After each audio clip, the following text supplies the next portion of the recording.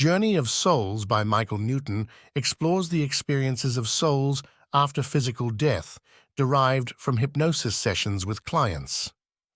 Let's explore his book together to understand more about death and the spiritual world. Michael Newton, a hypnotherapist with a traditional approach to therapy, delves into past life regression and the concept of life between lives. Initially skeptical, he discovers through hypnosis that clients can access detailed memories of their experiences after death, providing a unique perspective on what happens to the soul upon leaving the physical body. The first case follows a man who, under hypnosis, describes his own death during the 1918 influenza epidemic. He recounts floating above his body in a hospital bed, watching as doctors and nurses declare him dead while he feels alive and fully aware. He struggles to communicate with his grieving family, but eventually feels a pull away from the physical world toward the spirit realm. Dr. N. What do you see now? Subject. Oh my God, I'm not really dead, am I?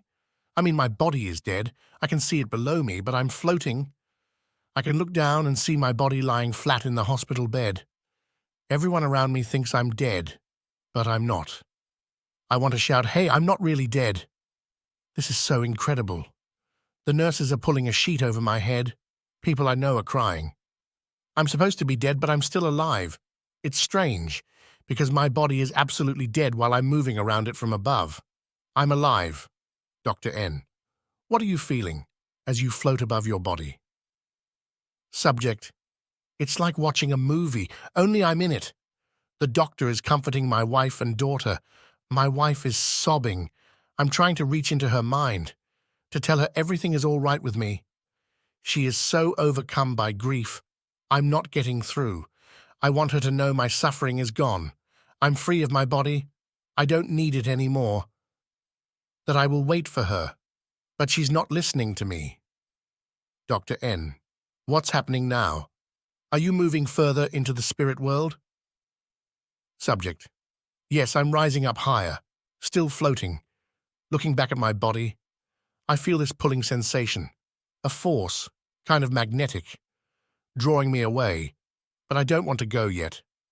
I need to comfort my family. Dr. N. Is the force still pulling you?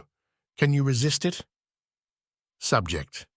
When I was free of my body, the pulling lessened. Now I feel a gentle nudge, drawing me away from my body. I don't want to go yet, but something wants me to go soon. Dr. N. What does the pulling force feel like? Can you control where you're going?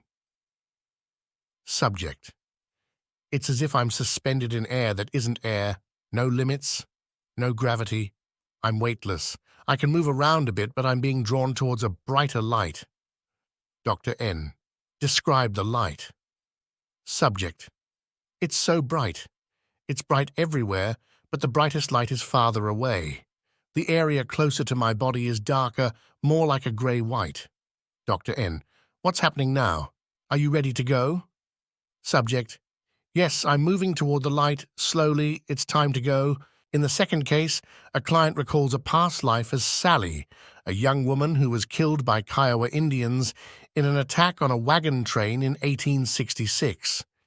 She describes the sensation of being hit by an arrow, the pain, and then her soul's departure from her body.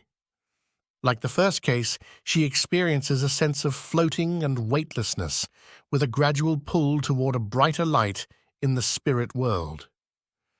Despite the trauma, she tries to comfort her grieving husband before fully transitioning into the afterlife. Dr. N. What do you see now? Subject. I'm lying on the ground. There's an arrow in my neck. I'm dying. The pain is terrible. My husband Will is holding me, but I'm choking. Blood is pouring down, and it's so painful. Dr. N. How do you feel as you're dying? Subject. I'm getting out now. I'm rising up out of my body. The force is pushing me upward. It's like shedding my skin, peeling a banana. I'm floating away from my body. I'm transparent, like light, like a pinpoint of energy, expanding slowly. Dr. N. Is the feeling unpleasant? Subject. Oh no, it's wonderful to feel so free with no more pain, but I'm disoriented. I didn't expect to die. I wasn't ready. Dr. N. Can you control where you go? Subject. I can move around, but there's this pull, drawing me away from my body. It's kind of magnetic. I can resist it a bit, but it's getting stronger. Dr. N. What are you seeing now? Subject. I'm floating above my body. I see Will holding me, crying over me. My blood is everywhere. I'm trying to comfort him, but he can't hear me. He's too devastated. Dr. N. What happens when the pull gets stronger? Subject. I'm being drawn toward a brighter light. I don't want to go yet. I want to stay with Will for a little longer, but the pull is getting stronger. They are waiting for me. I can feel their love. They're here to guide me. Dr. N. What's happening now? Are you ready to go? Subject. Yes, my friends are coming for me. It's time to move on. Into the bright light. I can feel it. I'm ready to go.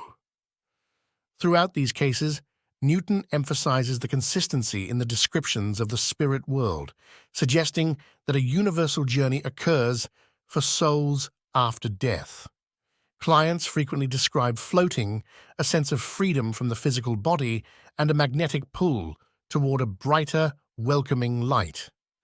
Newton also discusses the challenges of spiritual communication, where souls may struggle to connect with their loved ones due to grief or shock on Earth. Some souls stay behind for a brief period to offer comfort, while others move quickly into the spirit world. Overall, Journey of Souls provides a compelling look at the journey from death to the spirit world through the lens of past life regression and hypnotherapy, suggesting that death is not the end, but a transition to another state of existence. We'll continue exploring these fascinating studies in the next video. Until then, stay tuned.